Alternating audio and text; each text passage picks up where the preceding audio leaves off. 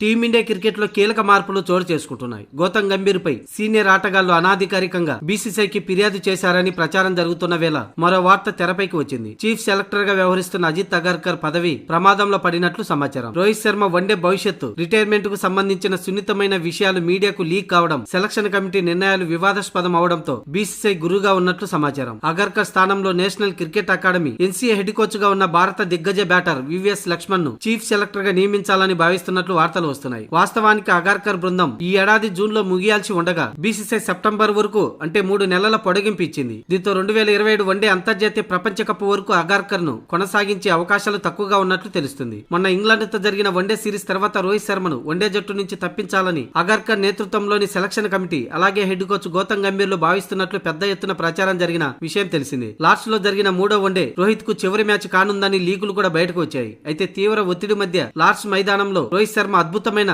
Century సాధించి విమర్శకుల నోలు మూయించాడు. తాను రిటైర్ అయ్యే ప్రసక్తి లేదంటూ బ్యాట్ తో గట్టిగా రిప్లై ఇచ్చాడు. అదే క్రమంలో రోహిత్ శర్మ రిటైర్మెంట్ వార్తలపై బీసీసీఐ కార్యదర్శి దేవదీత్ సైకియా స్వయంగా బహిరంగ ప్రకటన చేయాల్సి వచ్చింది. రోహిత్ శర్మ గురించి ఎలాంటి చర్చ జరగలేదని రిటైర్మెంట్ వార్తలను ఖండించాడు. అయితే బీసీసీఐ కార్యదర్శి చెప్పినా దక్షిణాఫ్రికా వేదికగా జరిగే 2027 ప్రపంచ కప్ కు రోహిత్ శర్మను జట్టులోకి తీసుకోవడంపై టీం మేనేజ్మెంట్ లోని కీలక వ్యక్తులు సంకోచిస్తున్నారని లీకులు వచ్చాయి. ఈ నేపథ్యంలో సెలెక్టర్లు అలాగే బోర్డు అధికారులు ఆటగాళ్ల బృందం మధ్య కోల్డ్ వార్ నడుస్తుంది. ఇలాంటి నేపథ్యంలోనే అజిత్ అగర్కర్ ను సెలక్షన్ కమిటీ చీఫ్ గా కొనసాగించడం కష్టమని సంకేతాలు వినిపిస్తున్నాయి. కాగా లార్డ్స్ వన్డేలో రోహిత్ శర్మ 110 బంతుల్లో 17 ఫోర్లు 5 సిక్సర్లతో 138 పరుగులు చేశాడు. లార్డ్స్ వేదికపై వన్డే అంతర్జాతీయ సెంచరీ నమోదు చేసిన తొలి భారత బ్యాటర్ గా హిట్ మ్యాన్ నిలిచాడు. రోహిత్ కు వన్డే ఫార్మేట్ లో 34వ సెంచరీ. ఈ మ్యాచ్ లో భారత్ ఓడిపోయినా ఫ్యాన్స్ మాత్రం రోహిత్ శర్మ సెంచరీ చేయడంతో సంబరాలు చేసుకున్నారు. ఈ ఇన్నింగ్స్ తో 2027 ప్రపంచ కప్ ఎంపికపై వస్తున్న విమర్శలకు చెక్ పెట్టాడు రోహిత్ శర్మ.